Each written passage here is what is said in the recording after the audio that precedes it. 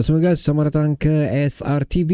So, ini adalah satu benda yang aku ada bercampur baur sikit lah perasaan aku, di mana aku ada merasa gembira juga dan aku ada merasa macam kurang sesuai juga. Ini adalah perkongsian yang telah diberikan daripada Sabah Media yang bertajuk Sabah FC tampil kelainan fokus pemain tempatan. Tapi dulu aku mengucapkan terima kasih kepada Khadijah yang memberikan aku link ni.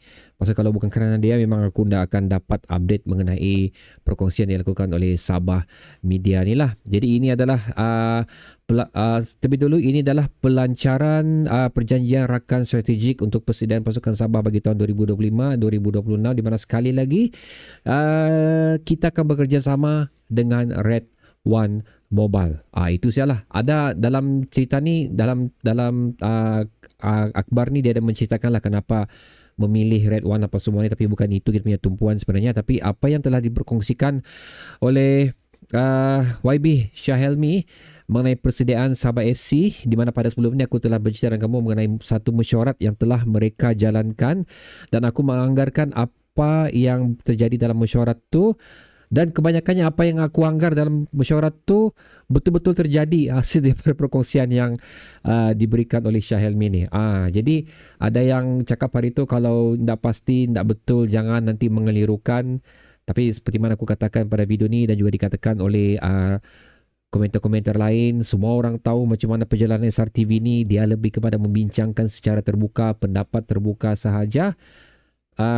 Dan aku sukalah walaupun ada segelintir komen negatif daripada perkongsian tersebut, tapi aku suka juga dengan apa yang diberikan komen-komen positif daripada anda, dan ia telah membuktikan bahawa hasil brainstorming kita daripada video aku keluarkan tu, ada antaranya telah menjadi realiti di dalam perkongsian yang diberikan sekali lagi oleh Sabah Media hasil daripada statement yang dikeluarkan oleh Syah Helmi. So menunjukkan di sini kita punya community ni berhasil guys, walaupun sebenarnya ramai orang dah suka. Aku sudah mengeluarkan beberapa benda-benda penting lah daripada akhbar yang dikeluarkan dan perkongsian yang dikeluarkan oleh Sabah Media ni untuk aku kongsikan kepada anda semua, yang aku merasakan kita patut tahu dan cuba untuk decode lah apa maksudnya yang cuba disampaikan oleh Syah Helmi ni. Okay, ada 1, 2, 3, 4, 5 di sini guys, yang akan aku share dengan kamu. So aku mau tahu, adakah kamu rasa ini good news ataupun bad news untuk Sabah FC? Letakkannya di ruang komentar bawah. Sebaik saja kamu mendengar 5 isi penting yang aku kongsikan kepada kamu daripada perkongsian dilakukan oleh Sabah Media. Okey, yang pertama ialah apa yang kelainannya pada musim ini adalah kita akan cuba mengetengahkan lebih ramai muka-muka baru ataupun pemain tempatan yang berasal daripada Sabah untuk berada dalam kesebelasan utama Sabah FC. So di sini dikatakan sebenarnya ada 2 possibilities atau 2 perancangan yang dilakukan oleh mereka, seperti mana juga perancangan yang telah kita lalui untuk 3 musim sebelum ni lah, iaitu menggunakan seberapa banyak bakat tempatan yang masih atau relevan untuk diguna pakai bersama Sabah FC, bukan Sabahan. Maksud aku contohnya seperti macam yang career dia dikembalikan seperti Jafri Chu. Itu adalah antara bukti terbesar lah penggunaan muka-muka baru yang bukan tempatan. Dan seterusnya bagi aku S. Kumaran pun, dan seterusnya adalah Ardinesh pun. Itu adalah antara yang aku rasalah apa maksud dia mengetengahkan lebih ramai muka-muka baru ni. So seterusnya adalah pemain tempatan. So kamu dengar sini ada 2. Kalau dia mau cakap pemain tempatan, tidak akan ada ayat mengetengahkan lebih ramai muka-muka baru. Dan di situ sekali lagi tekan ataupun pemain tempatan. Jadi menunjukkan di sini sekali lagi akan ada 2 kolaborasi untuk skuad Sabah FC tahun 2025-2026 ni, di mana sekali lagi seperti mana aku katakan, kita akan melihat percampuran pemain tempatan kita dan juga pemain tempatan yang bukan berasal daripada Sabah.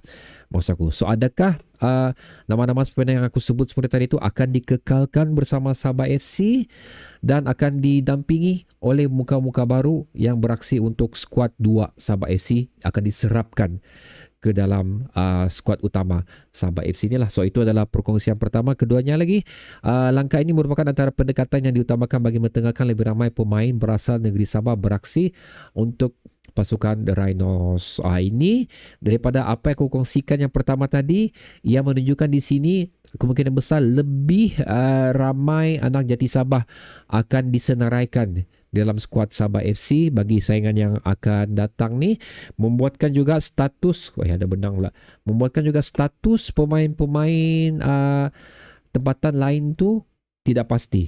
Itu antara yang aku boleh kaitkan lah antara dua tu. Sekali lagi, nama-nama yang aku sebut seperti Jafri Chu, S. Kumar, Ardinesh, siapa lagi tu? Daniel Hakim, Farhan Roslan, adakah mereka akan kekal bersama Sabah FC ni? Tidak pasti, oleh kerana kota tersebut, maksud aku senarai pemain yang perlu didaftar oleh Sabah FC mungkin akan lebih dipenuhi oleh pilihan-pilihan anak Jati Sabah. Itu yang kita masih menunggu sekarang ni, apa yang perancangan seterusnya untuk Sabah FC lah.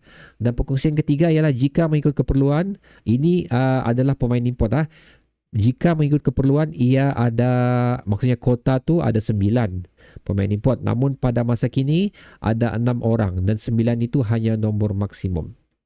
Dan ini adalah antara benda yang aku kongsikan di video pada sebelum ni lah, di mana aku mengatakan yes, aku tahu kita ada masalah kewangan sekarang, financially memang kita tidak begitu bagus, dan ini memang terbukti hasil daripada apa yang terjadi untuk skuad Sabah FC, tidak dibayar gaji.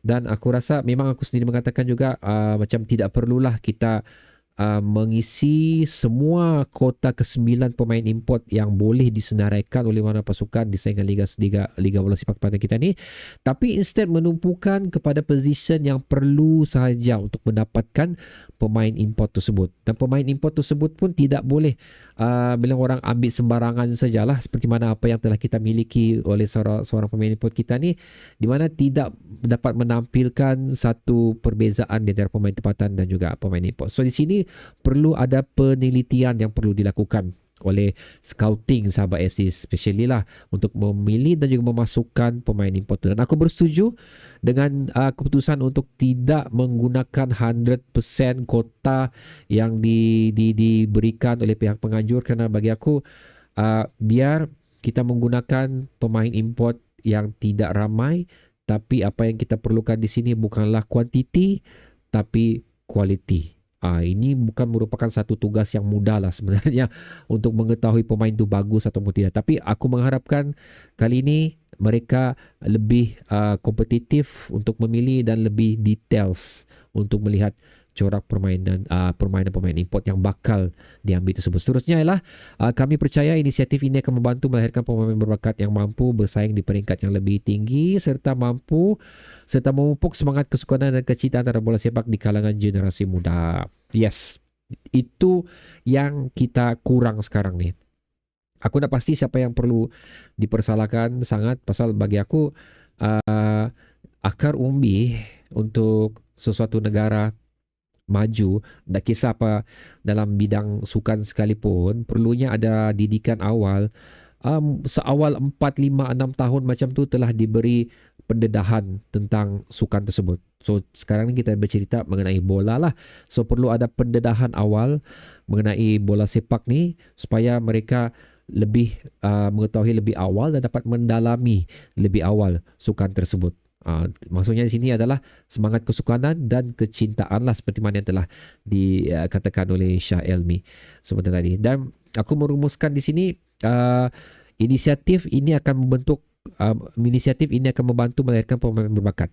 So maksudnya seperti mana yang poin pertama, poin kedua aku bersetuju juga, kerana kita tidak boleh 100% meletakkan pemain muda Sabah FC di dalam skuad senarai skuad Sabah FC bagi musim yang akan datang ni, kerana kita perlu individu yang mempunyai cukup berpengalaman di saingan Liga Super ni, sama ada pernah mewakili klub junior Harimau Melaya ataupun pernah mewakili klub Harimau Melaya sendiri, ataupun mempunyai reputasi yang baik pada klub-klub sebelum ni. Maksudnya dia mempunyai pengalaman bermain di klub-klub lain under coach-coach lain. So basically dia macam ada banyak yang dia boleh kongsikan untuk mereka lah. So aku mengharapkan benda ni terjadi. Maksud aku tu tidak menyeraikan 100% lebih kurang anak jati Sabah FC, tapi perlu mengekalkan beberapa pemain-pemain yang mempunyai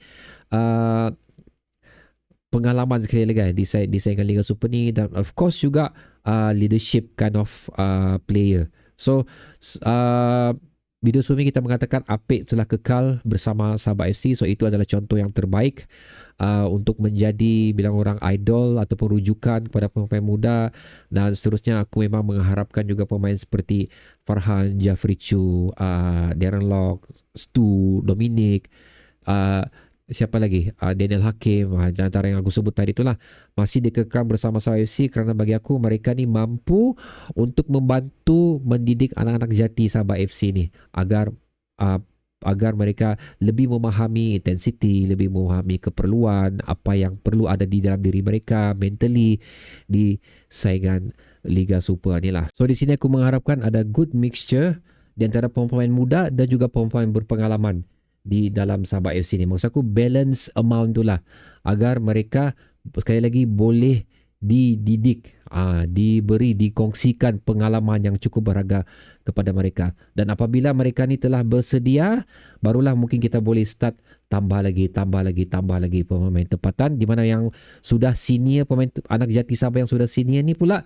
boleh mendidik pemain muda yang lain. Di situ barulah kita boleh nampak perkembangan anak-anak jati Sabah FC di dalam Liga Super ni. Dan last sekali ini adalah perkongsian yang aku kecewa sebenarnya, tapi we have no choice, iaitu Shah Helmi turut maklumkan Sabah FC masih menggunakan hikmat ketua jurulatih Martin Stano pada masa inilah.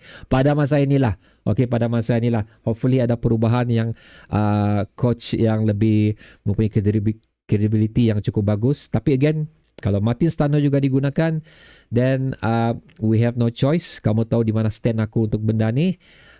Aku perlu dan tetap juga menyokong pemilihan Martin Stano ni, dan aku mengharapkan Martin Stano telah mempelajari banyak benda daripada musim lepas yang boleh diperbaiki pada musim ni. So itu adalah perkongsian yang telah diberikan oleh Sabah Media, dan aku cuba mengupas isi-isi penting yang telah dikeluarkan oleh Shah Helmi tentang persediaan kelainan pasukan Sabah FC bagi saingan Liga Super akan datang ni. Dan aku mau reserve dulu pendapat aku lah, pasal aku sebenarnya mau berkongsi dengan kamu di mana hasil daripada keputusan untuk membuat semua kelainan ni. Aku sebenarnya dalam kepala aku ada terfikir macam, okay, kalau ini yang cuba kita tampilkan, kalau ini yang cuba kita gunakan, aku rasa saingan Liga Super akan datang ni, Sabah FC akan berada di kedudukan ini. Itu akan aku kongsikan pada video yang akan datang. Tapi sebelum tu, aku mau tahu pendapat kamu. Aku sudah nyatakan persoalan awal aku, di mana apa pendapat kamu mengenai isi-isi penting yang telah aku share sebentar tadi.